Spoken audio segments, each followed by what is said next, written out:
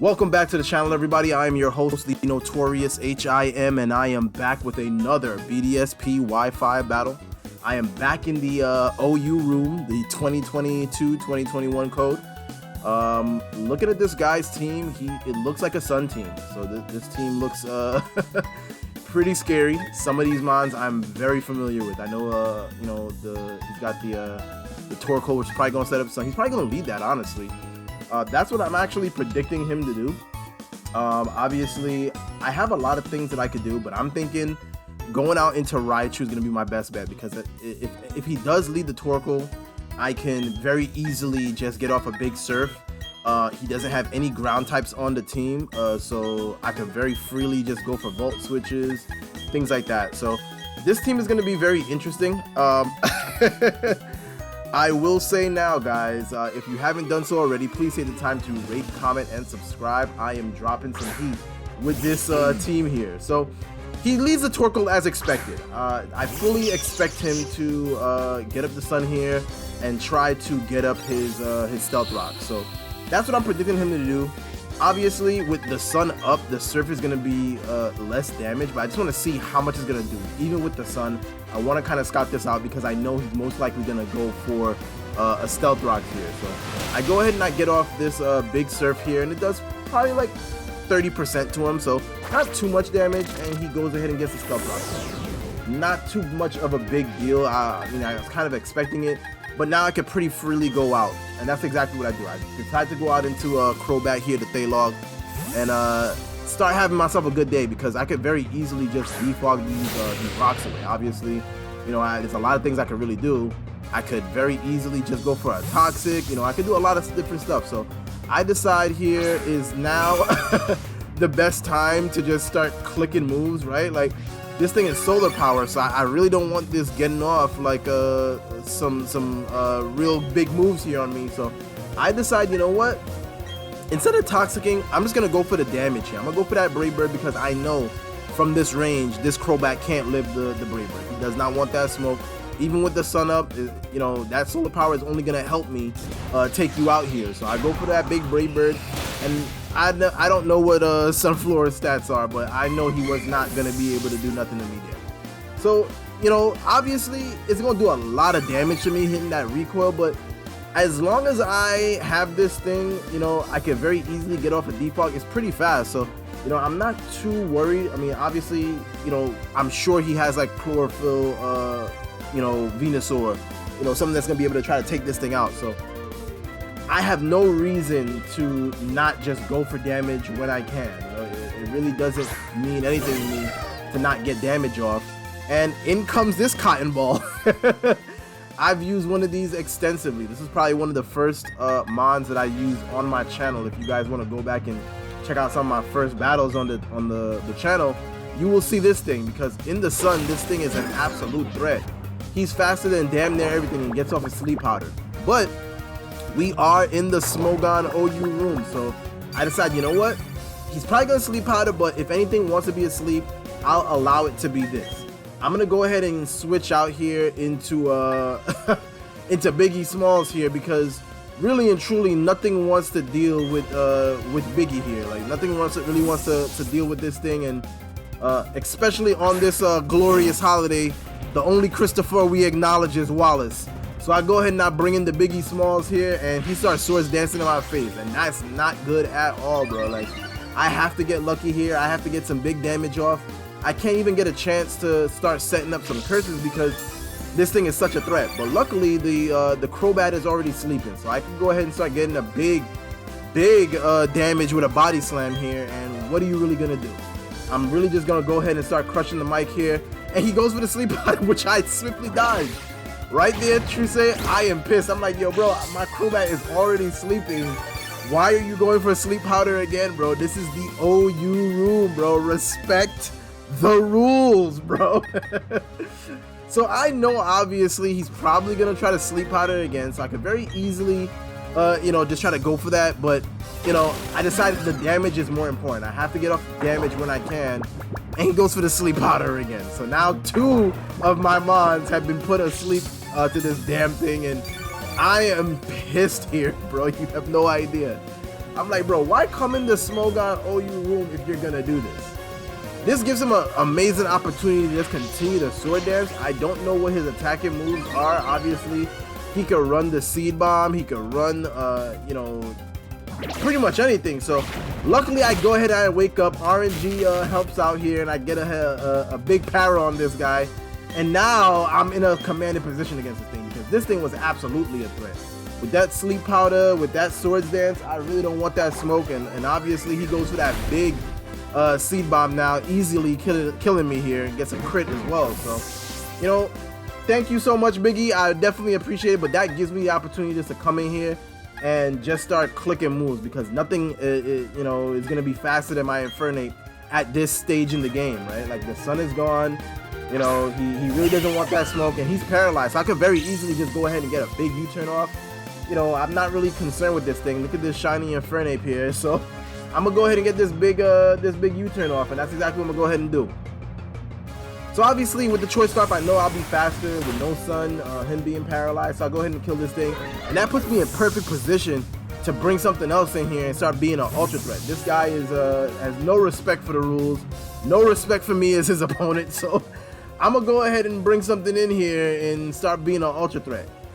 Very realistically, I could just go for a Raichu play here because I could very just Volt Switch around. Like nothing really wants to come in and take a Volt Switch, but I decided to go out into Old Fish here. And my thought process is that, okay, if something comes in, I could start getting off like, you know, some big head smashes, you know, nothing really wants to take that. So I really don't know what my opponent wants to do. I have no clue what his team is really based around.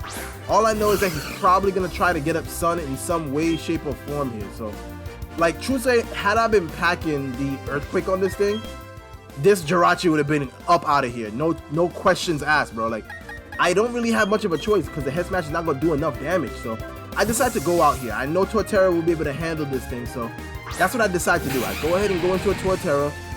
And now I can very easily start getting off some big Earthquakes off. And he doesn't want that, right? He goes ahead and he sets up the Sun with the Jirachi. So that's going to be a problem later on with some of his mons. Obviously, you know, he's still got the Venusaur in the back, so I don't really want to over-predict here. I'm just going to go for the straight damage. Sometimes doing the most obvious thing is the best play, bro. So that's exactly what I'm going to go ahead and do. I'm going to go ahead and get this big Earthquake off, and that does a sizable amount to him, right? Like, that does, like, probably, like, 65 to 70%, and he sets in the Trick Room. So I'm like, yo, what the hell, bro? Like, what is this team? I don't even know what I'm facing right now. Obviously, I'm gonna go for this Earthquake again because there's no reason not to, right? Like, I will be slower than this thing, so obviously Bonsai don't got much speed investment here, so I'm gonna go ahead and cap this thing with the Bonsai Earthquake. So go ahead Earthquake and go ahead Torterra, get you a kill. Okay, so I don't really know what he could go out into here. Obviously, this Torkoal here is a huge threat. Obviously, he can go for anything. I don't know who's faster, but I don't want anything taking free damage. So I'm gonna go ahead and go for this big Earthquake. Hopefully I get the damage off, but he's faster under the Trick Room, gets a big eruption off and caps me from full. So obviously Torterra isn't the most specially inclined, so I really don't have much things that I could do to this thing, right? Like, I have to make a decision, right? Like, what can I do? Obviously the Thaylog would be faster, but you know, he's not gonna be able to live if he's sleeping. So I decided going out into Old Fish is probably the best play here because now I can start going for some big head smashes. Now that Jirachi is out of the way, there's really nothing that's gonna stop me. Nothing's gonna get in the way of this big head smash, and that's exactly what I go ahead and do. But I forget that under the Trick Room, he is faster. He goes for this big Solar Beam, bro, and just caps me, bro. Like, this big old fish hasn't had a chance to really do anything in these past couple battles, but I appreciate you taking one for the team. Sometimes sacrifices have to be made, bro. So Relicanth goes down to the Solar Beam, and now I'm like, oh man, like, I'm down 3 mons. What am I gonna do? This guy clearly has no respect for the rules. He does not respect the Sleep Clause. Sleep is just such a devastating status, bro. It is probably the most overpowered status in the game, bro, hands down. I would much rather, you know, lose something else other than just be immobilized for 3 to 5 turns. Now I could very easily go for a Volt Switch. Honestly, I don't know if it would kill. So I decide, you know what, I'm gonna go for it. He goes for the Eruption.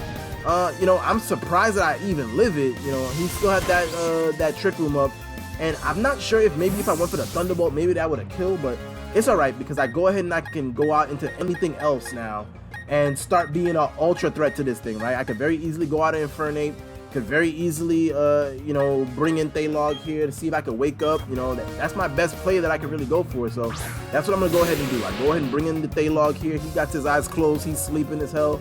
You know, I don't know what to do with this thing because that damn Cotton Ball done sleep powdered everything on my team.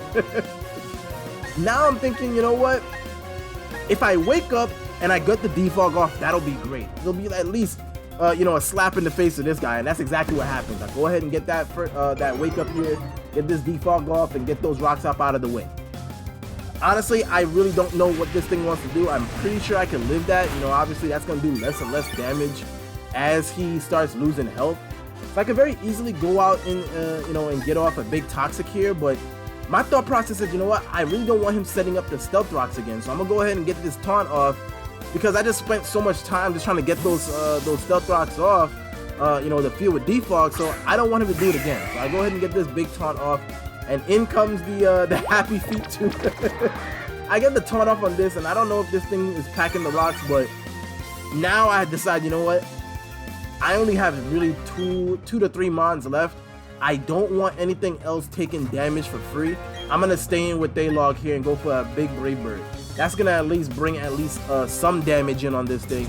I'm not expecting it to do too much, but obviously in this case, I need at least something to kind of get things going here. So I'm hoping that, you know, I'm able to live this, but there's no way. This thing is gonna scar me right in the face and take me out. So now I'm down to my last two Mons, bro, and I really don't know how I'm gonna shape up with this battle because Sleep is just so powerful, bro. Like it's gonna be so hard. He still has the Torkoal in the back. You know, it's gonna be so hard to really come out on top here. So I decide, you know what, I have to go for the best plays that I can. This is most likely the best play. I'm gonna go out into this, get off a big Thunderbolt, probably kill it, you know, and try at least to get something going. I'm down to my last two Mons, and I really don't want no smoke with with this Empoleon here. He goes for another Skull, takes Raichu out, and now I'm down to my last Mon, bro. But you know, things aren't really looking too good for me here, so I have to get a little bit lucky here. I have to, you know, really do something to pull this one out and show this guy that he needs to start respecting the rules. So I go ahead and go into Infernape here, and you know, obviously with this being my last Mon, I know he packs the Venusaur in the back. I really can't go for anything else. I have to go for the Flare Blitz. So that's exactly what I'm gonna go ahead and do. I go for this big Flare Blitz. If he wants to switch out, fine by me. If he wants to stay in and take it, fine by me. I know it's gonna be able to kill from this range. So that's what I go ahead and do. I get off this big Flare Blitz. Luckily, he didn't have a lot of health, so it didn't take too much for the recoil. So that's exactly what I have to do. I have no choice, really. So now he has the Torkoal and the Venusaur left. If the Venusaur is packing the Chlorophyll ability, this is gonna be a nightmare, bro. And that's probably what he's been saving this entire time, honestly. Like, he's probably gonna, you know, either switch out into Venusaur or let this thing go down. Letting this thing go down will probably be the best play since he sees that I'm pretty much locked into Flare Blitz. He don't want to lose that Venusaur for free, but I go ahead and I kill this Torkoal, which is great. So now it's down to Venusaur versus Infernape. Under the sun, I have a Choice Scarf, so he's probably thinking that I'm banded or something like that, but surprisingly, even with the Choice Scarf, it seems like I am faster than this thing. So I did do a quick calc, and if he's running, I believe if he's running Modest, I will outspeed, and most Venusaurs who are Chlorophyll will tend to run the Modest, right? You're getting the boost from the sun, so there's really no reason not to have that extra power. So I decide, you know what? I have no choice. I'm locked in, bro. I'm gonna go for this. I'm gonna go for this big old Flare Blitz and hit you right in the face, and this should be game here. There's nothing that's gonna really want to take this. This is it. But no, he has the damn Focus Sash. And now, obviously, he could very well go ahead and kill me. But this guy is so greedy. He goes for the Sleep Cloud and gets screwed. Good for you, bro. Because you should have respected the goddamn Sleep Claws, bro. Why did you do this? I go for this big Flare Blitz and I knock him out, guys. That's the end of the battle. So for this battle, bro, please like, share, subscribe. I greatly appreciate it. Son, respect the rules, and I'm out. Peace.